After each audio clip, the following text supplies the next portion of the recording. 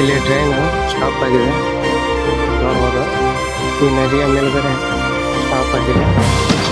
So ನಾವು ಇದ್ದಂಥ bogie ನೋಡ್ಬೋದು.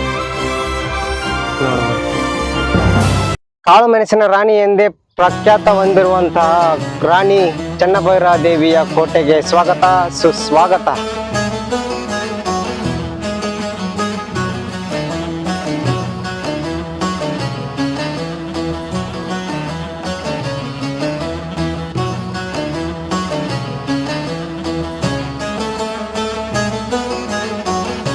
ರಾಣಿ ಚೆನ್ನಭೈರಾದೇವಿಯು 54 ವರ್ಷಗಳ ಕಾಲ ಸುದೀರ್ಘವಾಗಿ ಈ ಕೋಟೆಯನ್ನು ಆಳ್ತಾಳೆ ರಾಣಿ ಚೆನ್ನಭೈರಾದೇವಿಯು.